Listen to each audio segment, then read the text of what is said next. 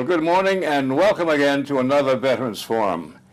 Today is August the 15th, 2011, the day after VJ Day, one of the most memorable days in my life and the life of a lot of other people.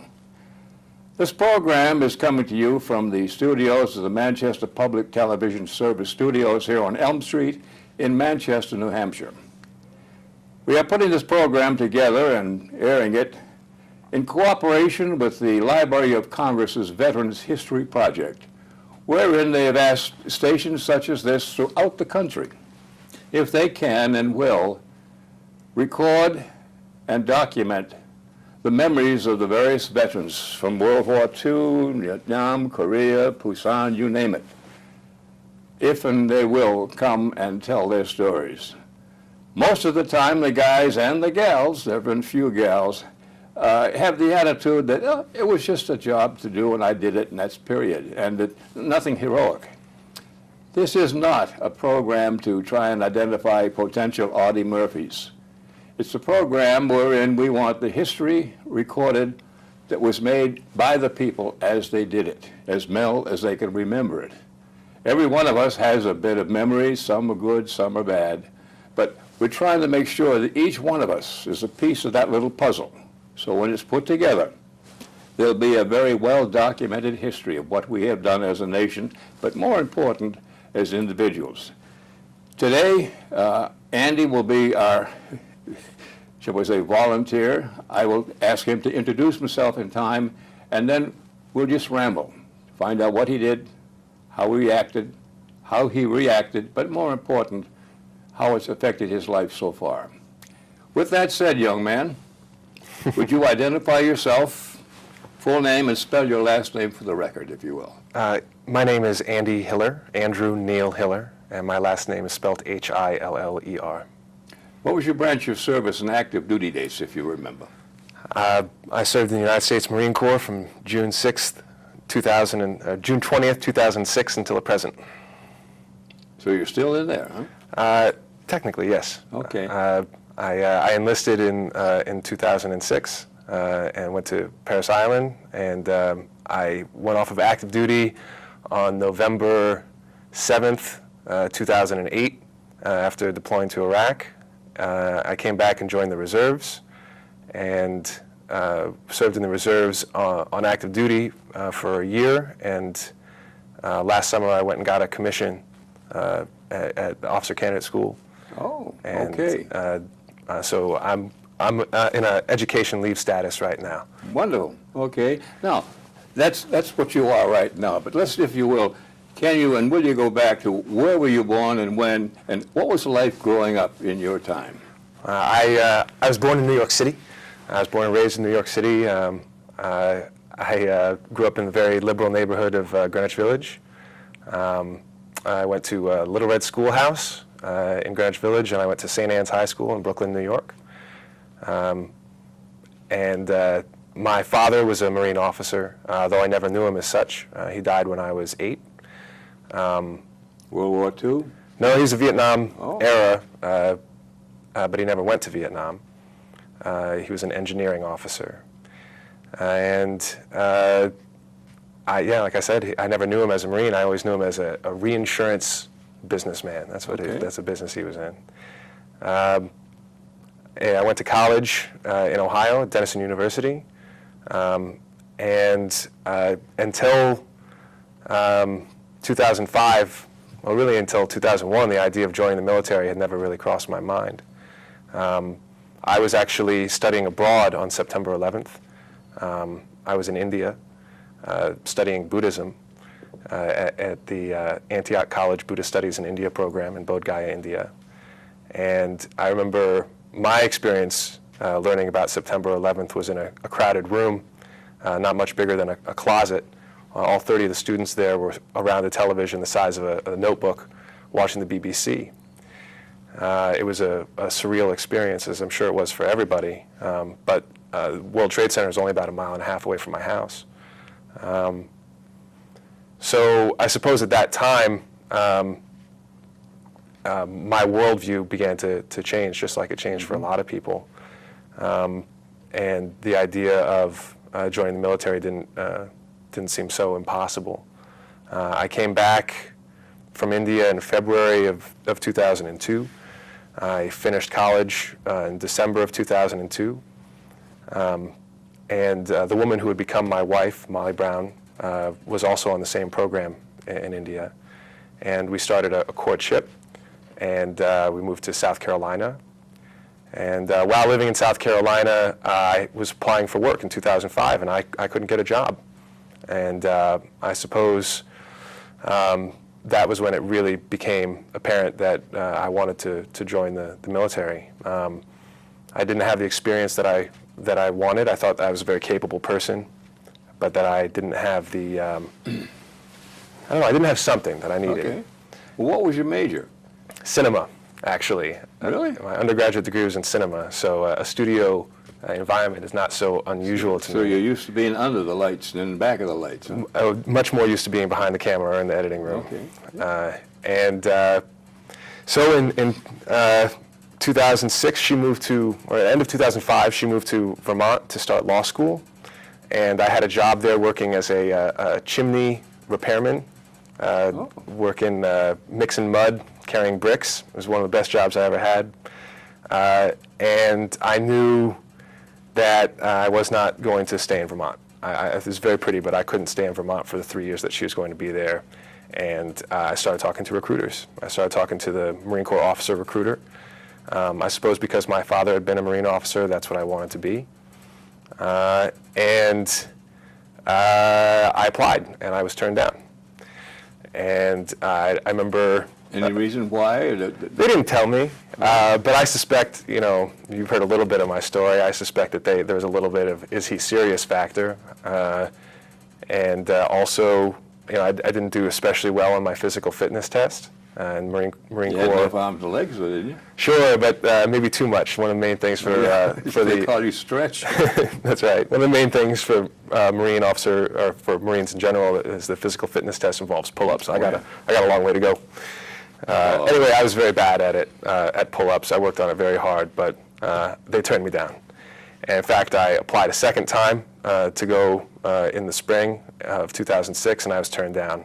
And that's when I decided I was going to enlist. I moved back to New York. I remember once I decided I wasn't, or once I found out I wasn't going to be a Marine officer, I just opened up my mind to joining any branch of the service. I talked to, not the Air Force, but I thought about possibly the Navy, and I talked to an Army recruiter, and I talked to a Marine recruiter. And there's, in Times Square, there's a booth where all of the services have a recruiting office, and it's not much bigger than this table and these two chairs. It's a very, very small thing right in the center of Times Square. And I remember going there and talking to the Army recruiter, and I just had a negative impression of him. And it was a very, very small thing, but I remember him talking to me, and his fingernails were really long and gross. Oh? And Was he a combat cat or something? something like that. And it just was, he didn't look professional. Didn't look professional. Good. And then the Marine recruiter, who was Gunnery Sergeant Chow, who I met in Chinatown at a recruiting station downtown there, which was much bigger. He picked me up, and you know, he's all, you know, polished shoes, everything's just right. And so I decided that I was going to enlist in the Marine Corps. And I remember talking to the recruiters, him and his supervisor, and they were trying to sell me on the Marine Corps. I said, "You're selling a Cadillac, you know. You don't have to tell me anything. I'm going to sign up." I enlisted in an unusual contract for this time, something that had started under President Bush, called the National Call to Service Contract, which involved 2 years of active duty and 2 years of obligation in the reserves. For me, that seemed to make sense. I didn't think I was going to like it. I just kind of wanted to do my part. And I enlisted under that contract. I guess one other thing that I left out, which was another major kind of motivator for me to enlist, was that a good friend of mine told me at the beginning of 2006 that he was going to be going to Iraq. He is an officer in the Army. And that kind of added fuel to the fire and made me decide that I had to definitely enlist, even though I had been turned down. Somehow. Yeah. So I signed up on April 27th, 2006, and I went to boot camp on June 20th, 2006. I remember it very, very well. It's the kind of thing you don't forget. It's a wonderful psychological group experience, recruit training, especially in the Marine Corps, I imagine. Can I interrupt for a second? Certainly. To this point, most of the fellows, well, almost every one of us has one or two memories of boot the first couple of days in as, no more civilian, all your clothing is sent home, and here you are, resplendent in whatever you had, skivvies and size 12s. Right. What's your reaction the first couple of days to transition from human to Marine? Well, I had, it was shocking. It was very shocking. But I was 26 years old, and I had been outside of my comfort zone before, and I was definitely shooken up. There's no doubt about it. But I wasn't an 18-year-old kid standing on the yellow footprints. What shook you? Well, the first thing that happened, I guess the ceremony, the ritual of it. Okay. The first thing that happened was we got there, and it was Where was there, please? to Paris Island. Paris Island. No, I mean, where did you enlist? Oh, where did I actually swear Get in? and then take the long trip in. I swore in at Fort. Oh, geez, I don't even remember. It's a base in Brooklyn. Okay. Fort Greene. Close enough. Yeah, I Both swore in Marines, they go there, together. and then got on the bus, got on a plane, Plane? Yep, got on a. Fly it down to PI? Yep, sure did. They flew us down to Savannah, and we got into Savannah late at night, and they kept us up just watching a stupid video until about sometime around midnight. Put us on a bus, and a civilian was driving the bus. It was late. You'd been up all day because you'd reported in at something like 4 o'clock in the morning, and got to. I remember right before we got in, the bus driver said, "Everyone, put your head down and don't say anything." So you got a busload of New Yorkers who are scared driving down into Paris Island, and a Marine sentry comes on with a pistol and counts everyone. And then the bus goes, and you're sort of looking around. You're sneaking. Oh, yeah. You're sneaking around. Like in the movies, can I peek now? And it pulls up next to a brick building, and there's big spotlights on, and all you can see is some brick and these spotlights and the pavement. Mm-hmm. And I remember being taken off the bus.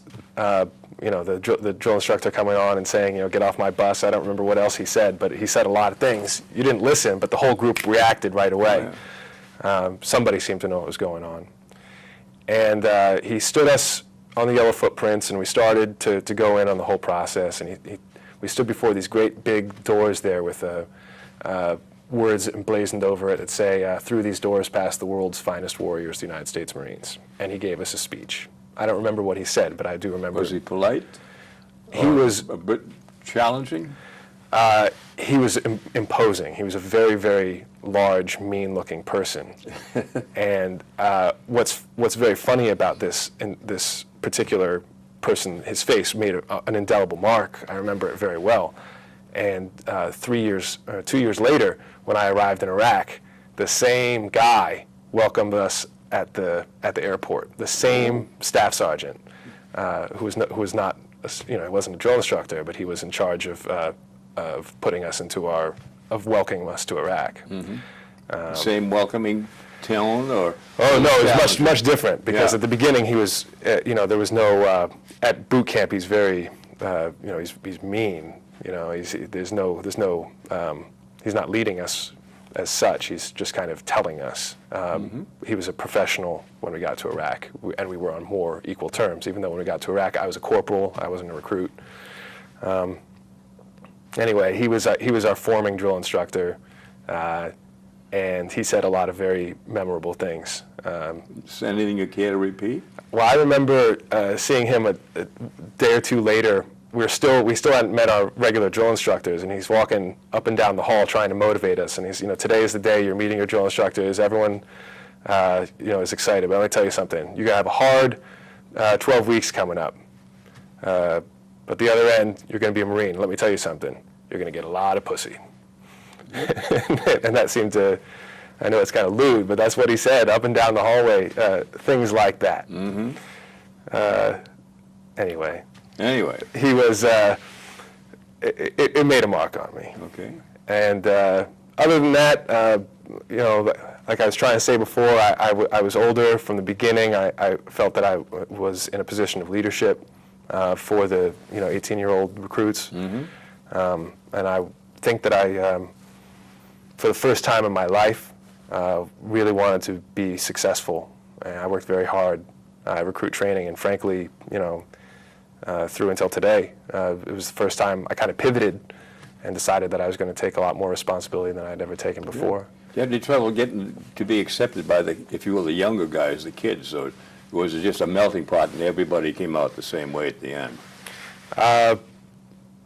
Everyone is affected profoundly by recruit training, but it's not the Marine Corps. You spend a very intensive 13 weeks undergoing a lot of mental examination of yourself. Mm-hmm. If you're using it correctly, you're breaking down your kind of personal inhibitions, and becoming part of the team. And everybody, I think, almost everybody gets that. They get their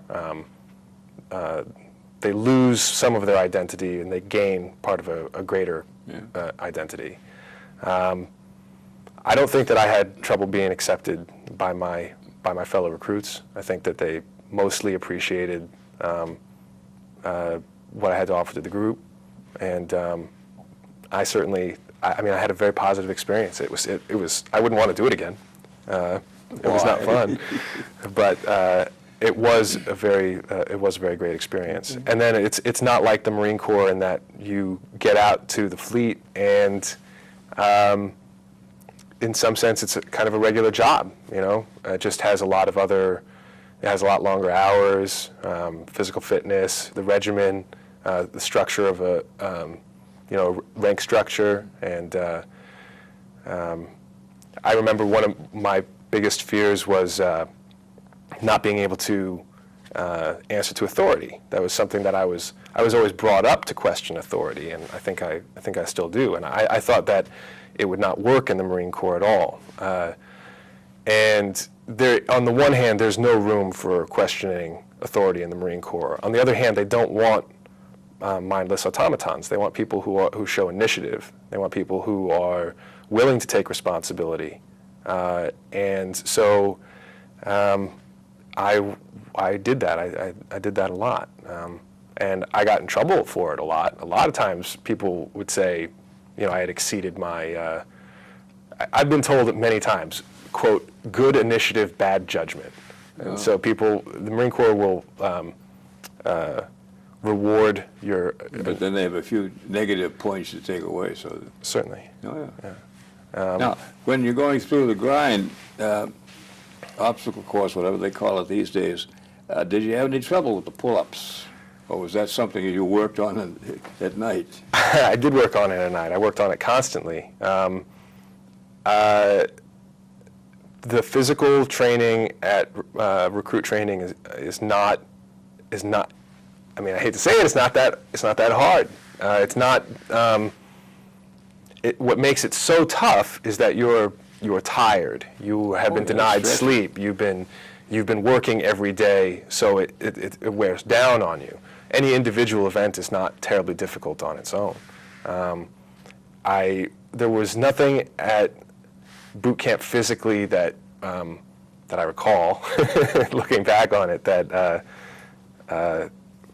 was so difficult. Okay. But it was the mental exhaustion, and you're not being individually evaluated. It doesn't really matter if you excel. What matters is how well the platoon does. There's lots of different. It's us, not me. That's right. And there's lots of different ways that the platoon is analyzed in terms of its fitness. But you individually, as a clog in the machine, is not as important at recruit training. At officer candidate school, it's a lot different. Do you have any trouble with having some of the guys accept that thesis, though? Because that's one of the basics. Once you learn that, as you say, it's a team effort.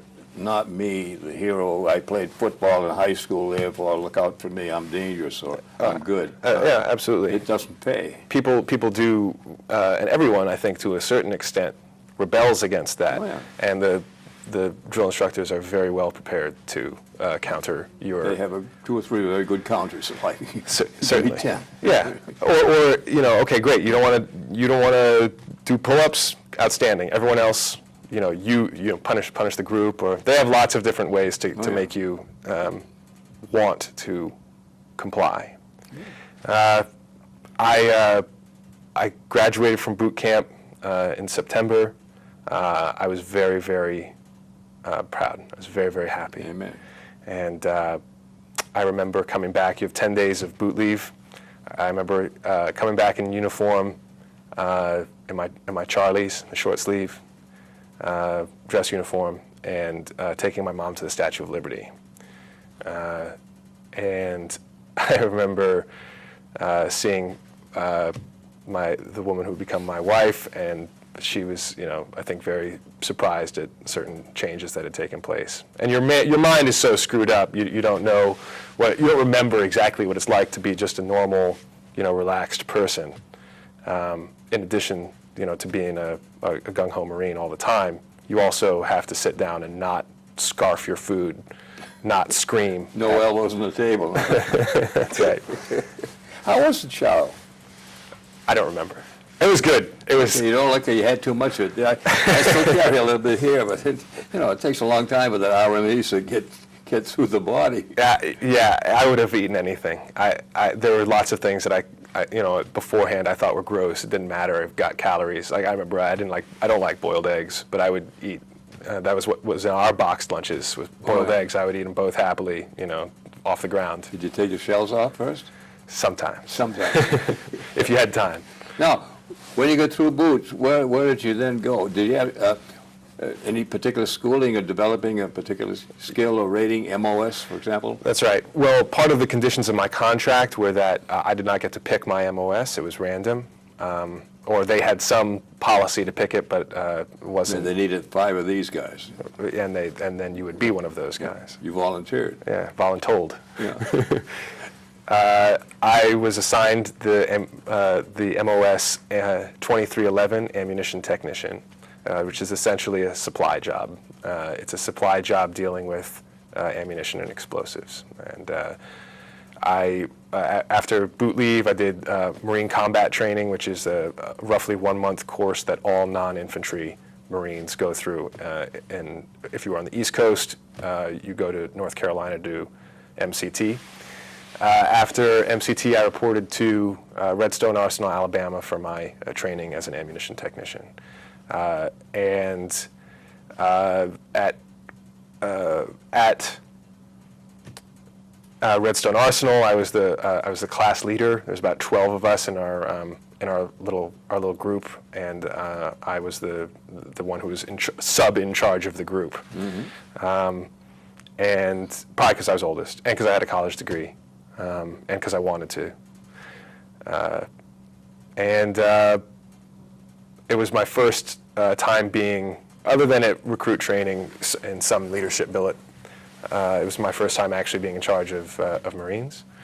I would love to hear what they, the other people who were in my class. Opinions, yeah. I would love to hear their opinions, but I didn't really care at the time. I don't think that they. I think that I did an okay job at it. You run by the book. More or less. I'm definitely willing to test some boundaries, but we're going to be on time. Mm-hmm. And we're going to study. We're going to be ready for our classes. And one of the things that they dangled out for us was the possibility of a meritorious promotion if you had a certain GPA and the highest GPA in your class. I said, I am going to work very hard to get that meritorious promotion, and I want everyone in this class to try and get it also. And I'm no competition. I'm not stepping. I don't want to step on anyone's feet. Anyone who wants to, I want to stay up. I'll stay up as late as you want. We'll study for it. I don't know. And also a lot of drill. We march we march all over the base. So whoever is the class leader can call cadence and march people around. And I did that. And that was It was fun. Anyway, I got the meritorious promotion. Of all the tests that we took, I ended up with something like a 99% GPA. I know I got one question wrong, maybe two. Which wasn't your name, though. You didn't get your name wrong. I did not get my name wrong. I filled in the bubbles right. They pull that so many times. What's your real name? I'm sorry, go ahead. It's quite all right. And then about 4 or 5 of us out of the class were assigned to Camp Pendleton. I asked for overseas. They give you a choice, East Coast, West Coast, or overseas, and I asked for overseas. And I think probably because I only had a short contract with my 2 years of active duty, they assigned me to Camp Pendleton, and I'm very glad that they did. It ended up being just right. Camp Pendleton is a great duty station, and if I'd gone overseas, a lot of things wouldn't have worked out to my favor. For instance, I probably wouldn't have been able to continue my courtship with Molly Brown, who was still in Vermont, and if I had been in Japan, it would have been very hard to continue our relationship. As it was, we ended up seeing each other once every 2 or 3 months. Good. And I was a Lance Corporal, because I got my meritorious promotion to Lance Corporal.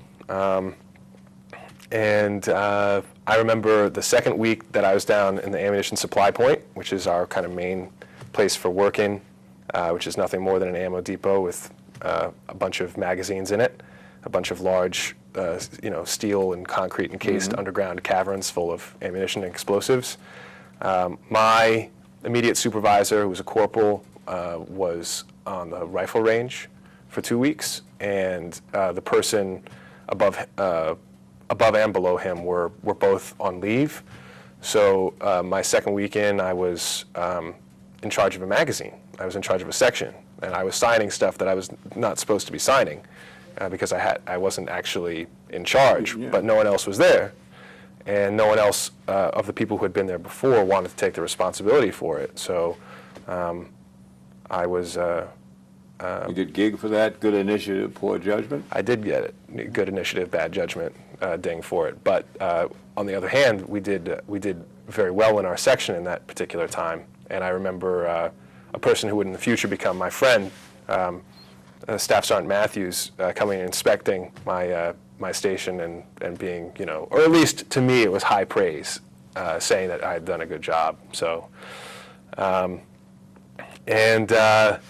was it based? I'm curious about what did your job entail that you shone so brilliantly? Oh well, it was simple stuff. It was just reorganizing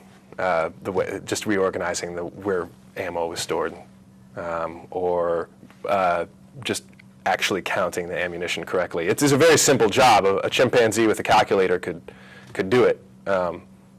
You basically just have to make sure that every time you follow procedures for issuing and receiving ammo. Okay. And doing all sizes, all caliber. Oh, from the very smallest to the very biggest.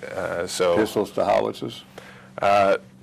Yeah, literally blanks to 155 millimeter shells were stored in my magazine. So it's complicated. It has to do with what things are allowed to be stored with each other. It's not terribly sexy, but it's important that it's done in a certain way. Oh yeah. And so I was given praise for doing my job, which was nice as a Lance Corporal, because you don't get a lot of that. It's hard to be a Lance Corporal in the Marine Corps. Very hard. You have a lot of work to do. Everybody in the entire Marine Corps craps down on you. The majority of the Marine Corps is Lance Corporals. I think it's something like 30%. That means that they're probably in their first term. Maybe they're in their second term if they've gotten some trouble.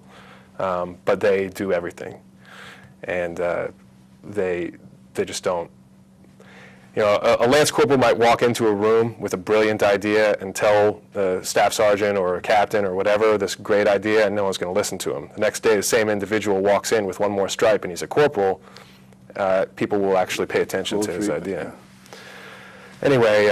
But you know the game, you know how to condition yourself. Well, you know how to position yourself. And a lot of people of junior ranks may have a lot of really good ideas. And oh, yeah. just because they don't have the stripe doesn't mean you shouldn't listen to them. So I don't know. That's what I felt like as a Lance Corporal and as a corporal, and even now. I don't know. After that, I got injured. There's a little scar on my arm here. I was strapping ammunition together with PFC Godfredson, and he cut me with steel banding, filleted my forearm open. You could see the muscles moving under it. It was pretty groovy. On account of that cut, I was put on light duty for 2 weeks, and I was put into the company office. And once I was in the company office, they never let me go. After I was healed, I stayed on in the company office, and they made me an administrative person for ammunition company. And I got promoted to corporal. I got promoted to corporal just in August of 2007. So I had been in just over a year. And that's a very, very fast promotion time to corporal. Yeah, they fast-tracked you? It was fortuitous. It was more, I'd done the things that I needed to do to be ready to be promoted to corporal. I had improved my PFT. I had improved my rifle range score. I had done something called the Marine Corps Institute courses, which are distance learning courses that give you extra points towards promotion. And I had very high proficiency in conduct grades. Good.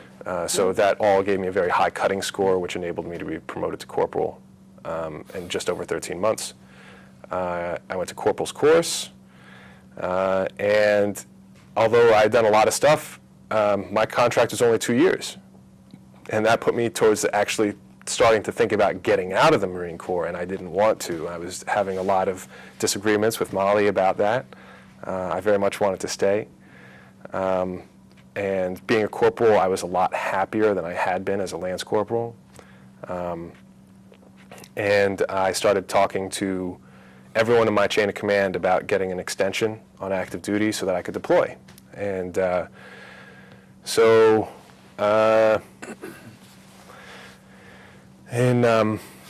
after doing a lot of begging and borrowing all the way up to lieutenant colonel, I got paperwork signed off so that I was able to extend my contract. Oh. And 1 year or 2 years? Well, that was the deal. Normally, I would have had to have extended it for 2 years, but they allowed me to extend it for 8 months in order to do a deployment. And I did my extension. I was assigned to deploy with the Scarlet rotation of my unit, going to Iraq, to Al-Assad, Iraq. And there were 18 of us from Camp Pendleton, and we were mobilized in February. I remember it was in January my wife suggested to me that I might reapply to go to OCS. And I think you were then married? Or well, your wife to be?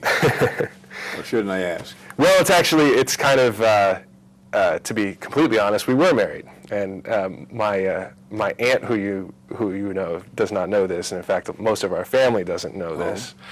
But Molly and I got married on March 11th, 2007. I was a Lance Corporal at the time. She paid your way, huh?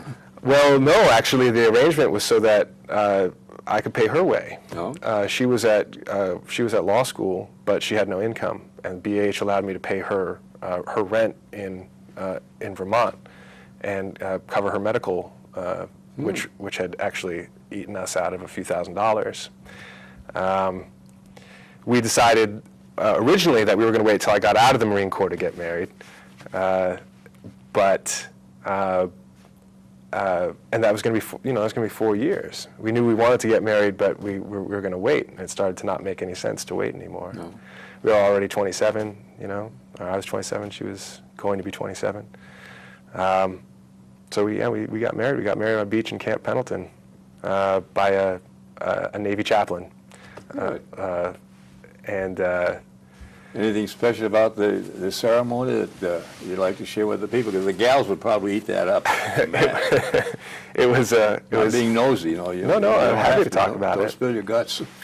There are a couple of special things about it. It happened to be that one of Molly's very good friends was visiting California that same weekend, and she didn't tell Molly didn't tell Anna that they were going to get married, but that we were going to get married. But then once she was there, she invited her to be her bridesmaid. And we got married in no, it's not San Onofre. We got married on the big beach in Camp Pendleton, and it was at they have a bunch of little stone cottages right on the ocean. And I had my friend, my Marine friends, 3 or 4 of them came, and we did the ceremony on the beach at sunset in Camp Pendleton. And it was, oh geez, what was the chaplain's name? I'm blanking right now. I'll find it out. She did a beautiful ceremony. She went and she researched the vows for us, and we actually ended up using the same vows when we got married. In front of our families in 2009. No, just as kind of a rehearsal, but it's still the official one. Well, it depends on where you sit, I suppose. Okay, yeah. I suppose it's the legal one, and as far as the state of California is concerned, and the federal government. But it was important to Molly that our families not find out about it. Mm-hmm. And so she was pretty insistent about that, and to this day we've still not told our parents, although a number of our friends know, and now you know, and now history knows. Okay. But we didn't see that.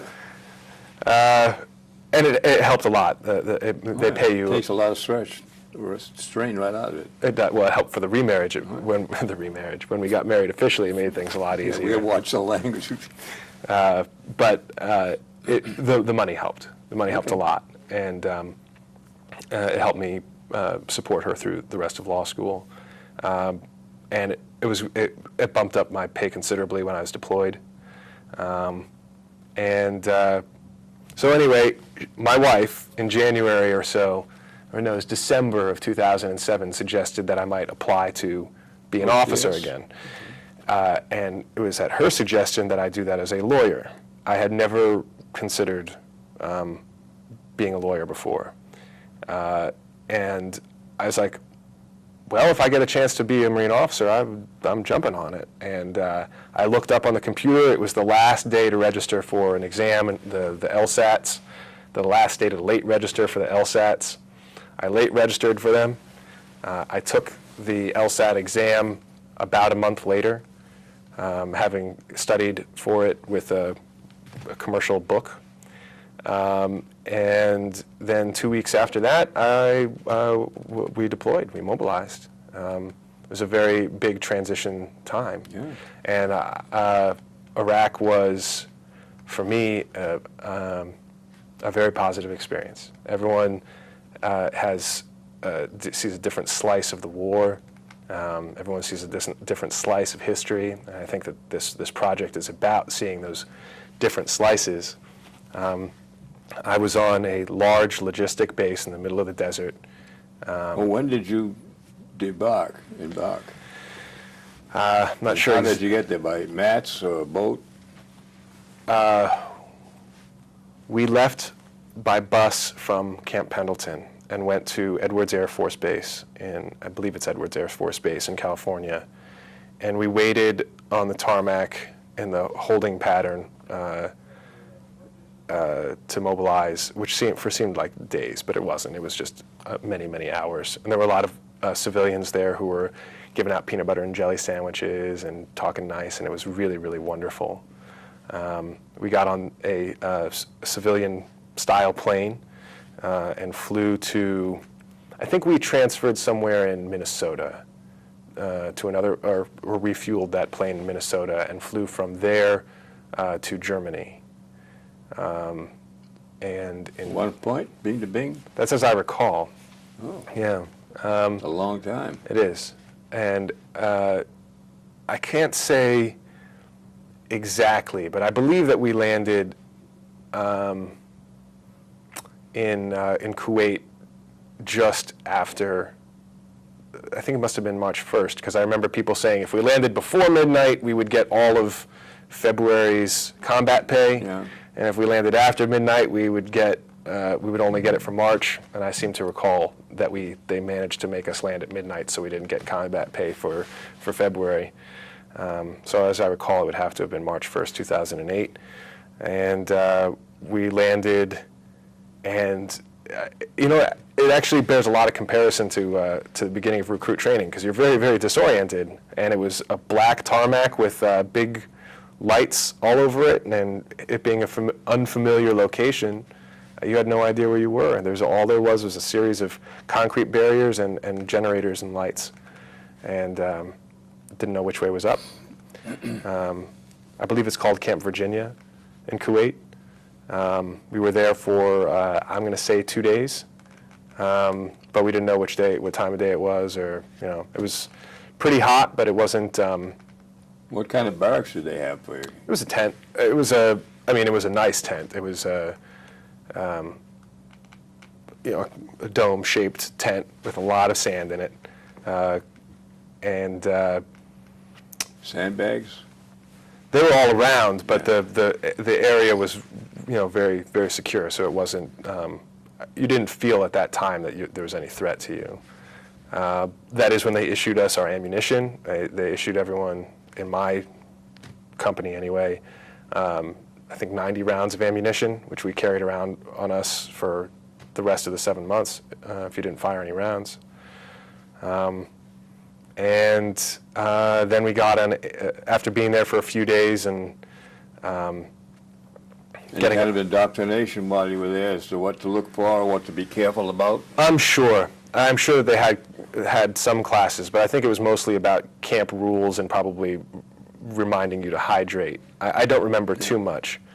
I do remember that the food was pretty good, and I remember being anxious to get going, because you're still in that. By that time, we'd been in transit for 6 days or whatever. It seemed like forever since we'd actually got on the bus at Camp Pendleton. Eventually, we got onto a large military aircraft. I do not know what type it was, a C-4 or whatever, C-130. And that plane, stock full of Marines, of armed Marines, lifted off and went to Al-Assad, which is a large air base. I was going to discover it's a very large base. I don't know, maybe the third or fourth largest in the country as far as Americans are concerned. And yes, when we got there and we landed, one of the first faces I saw was the same drill instructor that had met me at... Oh, your buddy. Yeah. Did he recognize you? Oh, no, absolutely not. But when I spoke to him later on in the deployment, I ran into him and I said, Staff Sergeant, you were my forming drill instructor. And there was no question in my mind. I didn't even have to ask him. But he asked me to make sure that I wasn't full of it. And I reminded him of a couple of his motivating speeches. Oh. And I reminded him and yes, and he had very much, it was definitely him. He remembered my senior drill instructor, but he had no idea who I was. So that was it. It was, once we were there, it took a little bit of getting used to. We were in very nice facilities. We were in cans. They were air-conditioned living quarters, 2 to a room. They were very comfortable. Okay. And Is it safe to ask what you did? What was your assignment or your... Sure. Yeah, there's nothing really special about it at all. I had we did this mostly the same job that we did back in Camp Pendleton, issuing, receiving, accounting for, sentencing, which means determining the quality of whether or not it's usable ammunition, ammunition and explosives, and if necessary, doing emergency destruction of it. We did a lot of counting of bullets, a lot of it. Our days started very early. My master sergeant was a very difficult man to work for, and at the time I was a corporal, and I was, I suppose, 4th or 5th maybe 6th in the chain of command in our little detachment. But I was in a leadership position, and so I dealt with Master Sergeant Temez a lot, and a lot of the Marines were really bothered by he was by the book, more than anyone probably I've ever known in the Marine Corps. And he had a philosophy that every single thing we did reflected on the detachment, reflected on the Marine Corps, so it had to be perfect. Up, yeah. And he understood perfection was not possible, but we were going to get as close as possible. And that bothered a lot of the Marines. And the more I think about it, the more I think about Master Sergeant Temez, the more I appreciate his work ethic. And he would have been excellent at anything he did, and he happened to have been a Marine. It was hard, though. It was hard working for him. And it meant long hours. There was a group of us who were very, very motivated to go to the gym. We went to the gym a lot. We ate a lot of food. A group of us would get up at 3 o'clock in the morning and go to the gym for 2 hours, come back, shower, take everyone else out to breakfast, and go from breakfast to our workstation. And we had to be at our workstation by 7 o'clock, by 0700. Now, while you were going in and around your secured area, did you have to have any particular heavy armament, flak jackets or anything like that? On base, you were required to have your weapon and ammo at all times. You weren't required to be in flak and Kevlar under normal circumstances. The base, while I was there, never came under fire. In 7 months, never came under fire. It was just that time. If we had been there a year before, it might have been a different story, and 2 years before, it would have been a very different story. Very, very different, yeah. I wonder what it's like now. Do you have to pull any patrol duties, or are you strictly confined to company base start? I left the base 11 times. I left for 2 convoys, one a relatively short distance, I'm not sure exactly, but 2 or 3 hours away, and one that was on the other side of the province, and it's a large province. So to a place that was called Korean Village. I think because it was called Korean Village, or KV, we always called it KV because of the contractors who had assembled it had been Korean. Nothing particularly that I know of strategically important about the area, just happened to be a good place for the base. And KV was nothing more than a bunch of HESCO barriers and a couple of metal cans and wood buildings.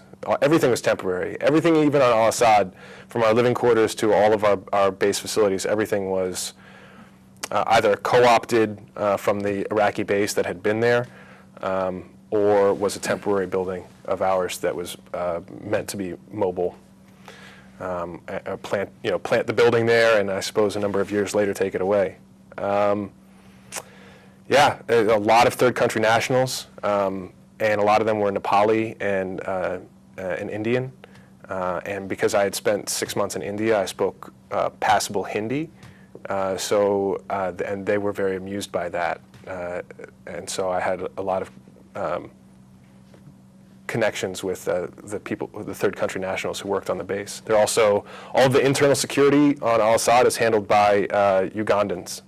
And I thought that they were Ugandan army, but someone said to me that they were irregulars, hired Ugandans who were... mercenaries? More or less. I don't know. Yeah. But they did the internal security of the base, which meant that any checkpoints that you went through, whether you were going into the chow hall or going into the PX, and there was a PX on the base, and a gym. Every place you went, you showed your ID, and the Ugandans were responsible for the internal security. The perimeter security was all Marines. Any infiltrations at all while you were there? No. I don't think that it would be possible to do it. It's a very, very well-armed base. There were a number of Iraqis on the base, but you never saw them. They had their own base within the base. Mm-hmm. And anytime that they were leaving their base and crossing and going out, the road was closed and only they would use it. So I did not regularly see Iraqis. I said I left the base for 2 convoys with nothing particular happened on them, just a long ride. Although the most danger I think that I was ever in was when we were almost in a truck accident, but there's nothing to it. The rest of the times were for ammunition blows. We destroyed a lot of ammunition, captured enemy ammunition, and unserviceable American and foreign ammunition, a lot of it. And by unserviceable, out of date, or physically damaged? Yes, both of those things. It's a little boring and technical, but there are a lot of reasons why things will become unserviceable. You can't issue ammunition if you can't identify its lot number, so you can't be certain that the ammunition is good, so you would never issue that ammunition back to someone who's going into combat. So ammunition becomes unserviceable when you can no longer identify not just what kind of round it is, but the origin of the round. Anyway, a lot of stuff was broken, dinged, filled with sand, lots of reasons, or captured. So you would destroy almost all of that. And yeah, we did 9. While I was there, we did 9 burns and blows of this stuff. And that was, and when you were outside of the wire, you would be in full combat load. And by that time, we were into the summer, so it was very, very hot. And we'd be out for almost all of the day conducting one of these conducting one of the blows. That was the only time that I really interacted with any Iraqis, because our explosive ordnance disposal people were training Iraqis to do the job that they knew and that we knew. And EOD would just kind of tell us they would basically tell us to move stuff around. We would move it around. They would teach the Iraqis how to destroy it. And EOD is a very, very highly technical, elaborate engineering and an explosives job. And an ammunition technician is a shadow of that. But it was fun. I had a great time. I always volunteered to go do those because I like blowing crap up. Who doesn't? You make a rather dangerous situation sound very nonplussed, like, anybody can do it sort of stuff, but I don't quite get that feeling. I guess that's just the dichotomy you deal with it. And I never felt that I was in any danger at all. There was no... in that way, it was kind of anticlimactic. From all the training that we'd ever gone through and everything we'd ever been told, at least in my job, in my little slice of the war, I never felt in danger at all. And well trained then, or just fortunate. And I had a very positive experience with blowing stuff up. I had a good time in Iraq. I came back with a lot of money in my pocket, relatively anyway. Accumulated or one that games of chance? No comment. No comment. No, it was mostly accumulated. I forgot that. Okay. And actually, the money that I came back with became the down payment on a house. Good. I came back. I got meritoriously promoted while I was out there. That was my big accomplishment. So I got promoted to sergeant, and that was a big deal to me. Yeah. I made sergeant in just under 23 months. Wow. And I was very, very happy about that. Okay. When did you come back? By date? How did you get back? By vehicle? Fly back? Boat? We left Al-Assad and went to Kuwait, and weren't in Kuwait for very long on the out trip. I believe we transferred in Germany again, or we took a civilian plane from Kuwait, I think it was to Germany. And I remember calling my wife on my cell phone from Germany and begging her to come meet me in Bangor, Maine. When we landed, I couldn't say exactly when, but I was saying, we're going to be coming into Bangor. Pack a lunch and wait. Right, and she had a wedding that night in Boston. And she said that she wasn't going to go, and she didn't. Eventually, she didn't come. But I was really hoping that she would meet us all in the airport in Bangor, Maine. I remember landing in Bangor and walking around. Maine is one of my favorite places in the whole world. In Bangor, in particular, I love the area, and walking around in grass, and it was Barefoot? no, that would have been too much. But it was a fantasy of mine. I know. But just to see it, and the way the water was on the pavement, it was. Were any of the greeters there when you Yes, landed? absolutely, and they were.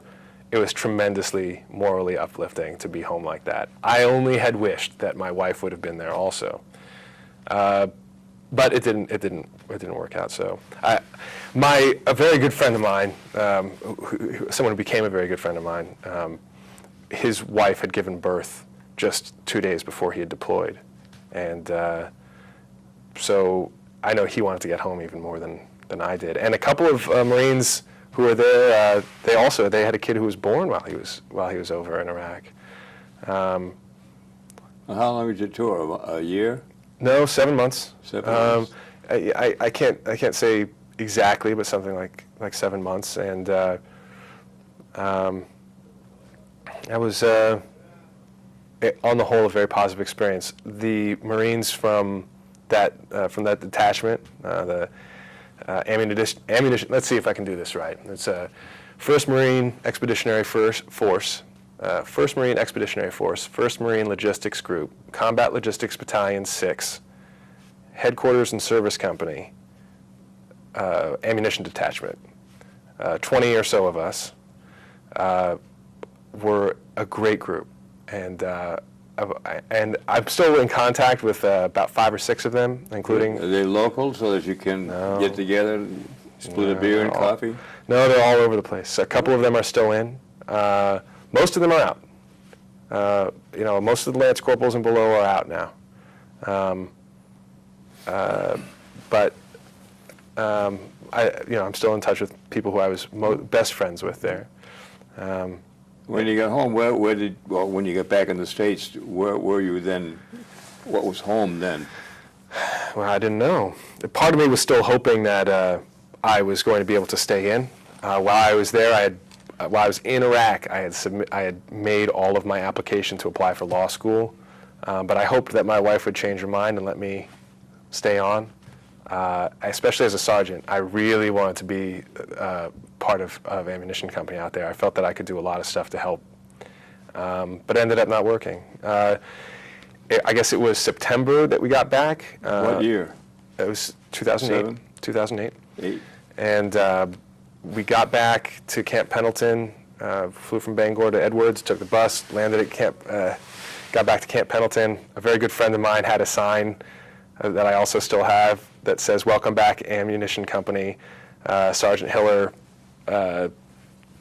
Rosalind finally gets to see her godfather." There's a friend of mine who had a baby who was... It's a good feeling, though, huh? Yeah, and it was So terrific. did Molly go back to Pendleton with you, or did she stay here? No, she had school. She couldn't just take Oh, I off. thought by now she might have been through school. It seems like it, but since so many things happened, but if you think about it, it's only been 2 years and 8 months or so Okay. since I first went to boot camp, and so Molly still has another year of school. And How's she doing? at school? Yeah. She's doing tremendously at school. Great. How is she doing at life? She was very, very happy, but we were apart. So. Well, absence does make the heart grow fond of you. I guess now technically she had actually she had passed school. She had passed school and had started her job in Manchester. Did she pass the bar too, or she just? She had, but she didn't know it yet because you take the bar in July and you don't find out the results until November. So that's right. It was September when I got back, and she had just started her new job. That's what it was. And in October, I was certain that I was leaving. I submitted my application to law school, and in November, I suppose it would have had to have been October that I came and visited home. I took 2 weeks of leave and came and visited home. I had a lot of leave stored up on the books because I had never used it. And even when I EAS'd, when I ended my active service in November, I still had more than 2 weeks of leave on, and I had been in only for 2 years, 8 months, and 14 days. I just hadn't used leave. So I sold back 11 days, as I recall. Anyway, she came out to the ball, the Marine Corps ball, birthday ball, in November of 2008, and that was in Vegas, as I recall. And then I bought a new car. Well, it was a used car, but I bought a new car. And I drove it from, got my orders, my discharge papers, my DD-214, and I drove from California to New Hampshire. And Non-stop, or did you dally along the way? I dallied just enough. And I had been working very hard to get active duty orders in New Hampshire, and I had been in contact with the chain of command here, and I was under the impression that as soon as I got here, I was going to be given active duty orders. But I stopped in Colorado and saw my very good friend there, and I stopped in St. Louis, Missouri, and saw my aunt, my father's sister, younger sister. I stopped in Ohio and saw all of my college friends, and stopped in New York, and then and saw home, and then came up to what was going to become my new home of New Hampshire. Molly had started a job. I wanted to buy a house, and we looked for not very long. End of 2008. We found the house that we didn't think we would be able to get, but we were. I guess it was a good time to buy. This wasn't one of those funny mortgages, was it? It was not. I got a VA loan, a VA mortgage, and got a beautiful, beautiful house, and used my Iraq deployment money to make the down payment. And I got 1 month of active duty orders, and then I joined the reserves. And I kept on, I thought I was going to be on active duty in New Hampshire, and it just didn't work out for a number of complicated reasons. And the reserve unit here is an infantry unit. I am not an infantry, I'm a Marine. I can shoot, but I had never been around infantrymen. And it was a shock to me. And I was a sergeant.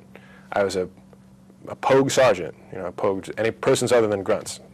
And I was hanging out with a lot of combat veterans and a lot of really, truly excellent leaders.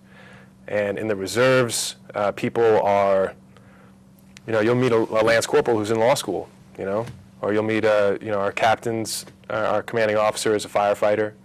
They're all working professionals is what I'm getting at, and college kids. Very, very high quality Marine in the reserves. And they work full time, take 1 weekend a month, which is usually more like 3 or 4 days. And that means that they have, a 14-day work week, half of their lives, because they work straight through the weekends and so on. I guess the point is I was very, very surprised, pleasantly surprised by the high quality of Marine at Bravo Company, 1st Battalion, 25th Marines. And I was very, very happy to be a member of that unit. Good. I was with them from December of 2008 until last summer. During that time, I was on active duty for large portions of it, about 7 or 8 months here and there. And or like 9 or 10 months, but I did a lot of, we did the drills, weekend training, and I did a lot of funerals. One of the main things that reserve units do in the Marine Corps is funerals for veterans. And I have done around 85 funerals for That's rough. It's not. Really? It's not. And I thought the same thing when I started. I met when I first got to the unit, there was a petty officer who worked for the Navy as doing that job. That was his full-time job, was doing funerals. I said, man, that's got to be rough. And he said, it's not. It's very, very rewarding work. And you are participating in a very important part of someone's life, and the life of the family.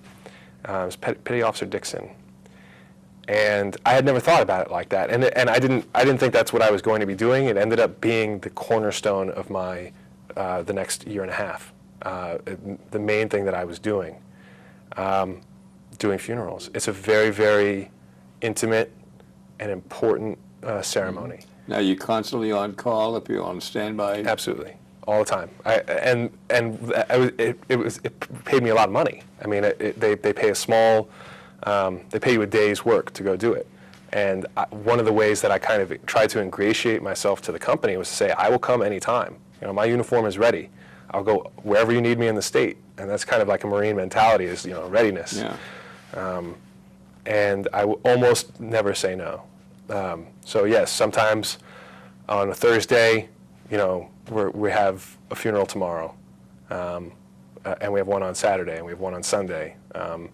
And then not just funerals, but also other public events, Memorial Day, July 4th, lots of other parades and so on, and color guard. So I did a lot. I was a color sergeant for, I'm going to say about 12 or 15, I don't recall exactly, events. And a lot of other just kind of odds and ends things. And when I was on active duty for the company, I also did them. I'm not sure exactly, but it was very, very rewarding work, and I enjoy doing it a lot. Now, are you able to, or have you joined any veterans organizations like the DFB, American Legion, DFW? I've had a lot of contact with all of them. I've been into the DAV in Manchester. There's a Marine Corps organization called the Marine Corps League. When I was actively doing military funeral honors details, I talked to them all the time. But I never joined any of them. I guess part of me always felt that I was still in, you know, that I'm still, you know, even Semi-civilian, huh? that I was still a Marine. Okay. And that I didn't think that I was out, so that I should join one of the organizations. Anyway, after doing that for a long time, I joined. After doing that, I got a message from my first sergeant giving me a job on active duty in Boston for 3 months, and I grabbed it. And that was working for the officer recruiter in Boston, and I turned that into a job. I turned that into applying to OCS, and I applied to OCS, and I was accepted. I had been I had been turned down at the law school that I had applied to, which is Franklin Pierce in Concord, New Hampshire, and I walked into Suffolk University Law School 2 weeks before classes were supposed to start, and I asked them to let me go there, and they let me go. So I had the GI Bill handle that for you? Yes, the GI Bill is paying for me for law school. Good. Post 9/11 GI Bill allows me to live right now because it helps me pay my mortgage, it helps me keep food on the table, and I'm not taking a huge amount of loans in order to. I'm not paying for tuition anymore at all, but I don't need to pay for. I don't need to take out loans in order to support my family. Oh, you said you were finally commissioned? That's you right. now hold a commission. When did that ceremony all take place? We've got about 4 or 5 more minutes to go, and then Sure. I don't want to miss anything. Well, it's ongoing. I don't know what life is going to be like as a staff judge advocate for the Marine Corps, but last summer I went to officer candidate school, and I got a commission, and it was accumulation. If you think back, it's 5 years since I had applied to OCS the first time and been turned down. It was a tremendous, to me, it was a tremendous personal accomplishment. I was very, very proud that I was able to do it. And I had been working very hard physically and mentally and trying to develop the proper skill set to be successful at officer candidate school, and I hope that it will help me be successful as a Marine officer in the future.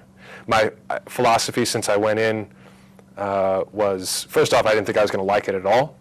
So I've been very, very happy that I've liked it.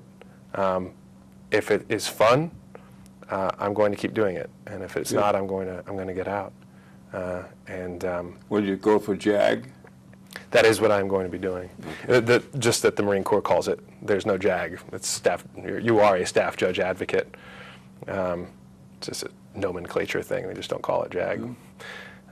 So I will be a lawyer for the Marine Corps for 3 or 4 years, and then if it's fun and if it's rewarding, as it has been so far, I'll keep going.